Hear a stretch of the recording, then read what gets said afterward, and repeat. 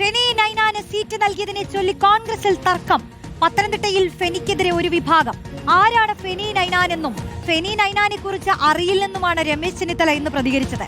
KSU സംസ്ഥാന secretary എന്ന നിലയിലാണ് ഫെനി നൈനാന് സീറ്റ് നൽകിയതെന്ന് പത്തനംതിട്ട DCC പ്രസിഡന്റ് സതീഷ് കൊച്ചുപറമ്പിൽ റിപ്പോർട്ടറിനോട് പറഞ്ഞു.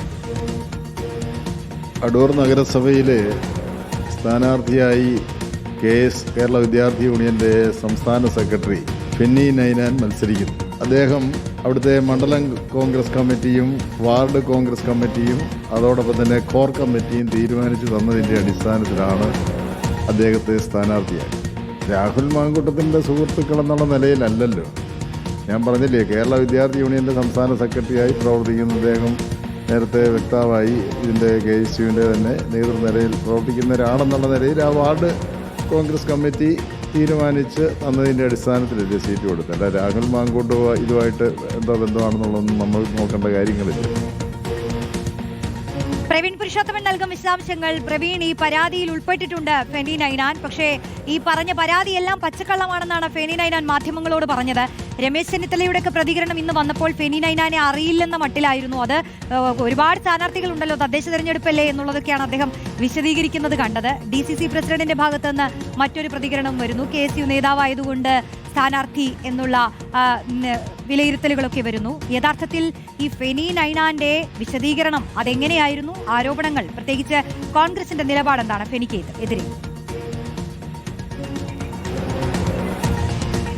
റോഷ്നി, മുൻ പ്രതിപക്ഷ നേതാവും കോൺഗ്രസിലെ മുതിർന്ന നേതാവുമായിട്ടുള്ള രമേശ് ചെന്നിത്തല തന്നെയാണ് ഇക്കാര്യം പറഞ്ഞത്. അതായത് കേരളത്തിൽ തദ്ദേശ തെരഞ്ഞെടുപ്പിൽ 20,000-ഓളം സ്ഥാനാർത്ഥികൾ മത്സരിക്കുന്നു. അതിൽ ആരൊക്കെയാണ് എന്തൊക്കെയാണ് എന്നുള്ളത് അറിയില്ല എന്നാണ് ഫെനി നൈനാനെ കുറിച്ച് ചോദിച്ചപ്പോൾ മുൻ പ്രതിപക്ഷ നേതാവ് രമേശ് ചെന്നിത്തല പറഞ്ഞത്. അതേസമയം പത്തനംതിട്ട DCC പ്രസിഡന്റ് സതീഷ് കൊച്ചുപറമ്പിൽ പറയുന്നത് KSUവിന്റെ സംസ്ഥാന സെക്രട്ടറിയാണ് ഫെനി നൈനാൻ.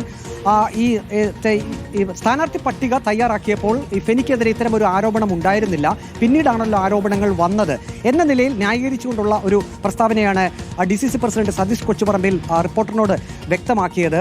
അതിൽ നിന്ന് തന്നെ നമുക്ക് വ്യക്തമാക്കാൻ കഴിയുന്നത് പൂർണ്ണമായും ഫെനി അനുകൂലിച്ചുകൊണ്ടൊരു വിഭാഗം നിൽക്കുന്നു. അതേസമയം തന്നെ ജില്ലയിൽ ഈ ഫെനി നൈനാൻ ഈ ഒരു സാഹചര്യത്തിൽ തദ്ദേശ തെരഞ്ഞെടുപ്പിൽ ജനവിധി തേടുന്നതിനെതിരെ ഒരു വികാരം കോൺഗ്രസ് നേതാക്കൾക്കിടയിൽ തന്നെയുണ്ട്. പക്ഷേ അത് ഒരു പരസ്യ പ്രതികരണമായി മുന്നോട്ട് വരുന്നില്ല എന്നത് മാത്രമേ ഉള്ളൂ. ഏതായാലും DCC പ്രസിഡന്റ് പറയുന്നത് രാഹുൽ മാങ്കൂട്ടത്തിലിന്റെ സുഹൃത്തുക്കൾ എന്ന നിലയിലല്ല ചിലർക്കൊക്കെ സീറ്റ് കൊടുത്തത്. അത് പ്രാദേശിക തലത്തിൽ കോൺഗ്രസ് നേതൃത്വവുമായി ചർച്ച ചെയ്ത് അത് കോർ കമ്മിറ്റിയൊക്കെ അറിഞ്ഞുകൊണ്ടാണ് ഫെനി നൈനാൻ ഉൾപ്പെടെ സീറ്റുകൾ നൽകിയതെന്നാണ് DCC പ്രസിഡന്റിന്റെ ഭാഷ്യം. അതേസമയം തന്നെ രമേശ് ചെന്നിത്തല പോലെയുള്ള മുതിർന്ന നേതാക്കൾ ഇത് അറിയില്ല എന്ന രീതിയിലുള്ള പ്രസ്താവനകൾ കൂടി നടത്തുന്നുണ്ട്. ഏതായാലും DCC നേതൃത്വം തള്ളിക്കളയുന്നില്ല. അതേസമയം തന്നെ KSU സംസ്ഥാന നേതാവ് എന്ന ലേബലിലാണ്, അങ്ങനെ ഒരു നേതാവ് എന്ന നിലയിലാണ് തദ്ദേശ തെരഞ്ഞെടുപ്പിൽ അടൂർ നഗരസഭയിൽ 8-ാം വാർഡിൽ കൈപ്പത്തി ചിഹ്നത്തിൽ ഫെനി നൈനാൻ മത്സരിക്കുന്നത് എന്നാണ് ഇപ്പോൾ DCC പ്രസിഡന്റ് സതീഷ് കൊച്ചുപറമ്പിൽ പറഞ്ഞിരിക്കുന്നത്. അതേസമയം ഫെനി നൈനാൻ ഇപ്പോൾ കഴിഞ്ഞ ദിവസം രാഹുൽ മാങ്കൂട്ടത്തിനെതിരെ ഒരു 2ാമത് പരാതി KPCC നേതൃത്വത്തിന് ലഭിക്കുകയും അത് DGPക്ക് കൈമാറുകയും ചെയ്തിരുന്നു. പക്ഷേ അക്കാര്യത്തിൽ പരാതി ഉന്നയിച്ച ആൾ തന്നെ തനിക്കെതിരെയുള്ള തെളിവുകൾ പുറത്തുവിടട്ടെ എന്നാണ് ഫെനി നൈനാനും ഇന്ന് പ്രസ്താവിച്ചിരിക്കുന്നത്. അതേസമയം ജനങ്ങൾക്ക് ഇക്കാര്യമെല്ലാം അറിയാം, താൻ തെരഞ്ഞെടുപ്പ് പ്രചരണവുമായി മുന്നോട്ട് പോവുകയാണെന്നും ഫെനി നൈനാൻ ഇന്ന് പറഞ്ഞിട്ടുണ്ട്. ശരി, പ്രവീൺ പുരുഷോത്തമനാണ് വിശദാംശങ്ങൾ നൽകിയത്.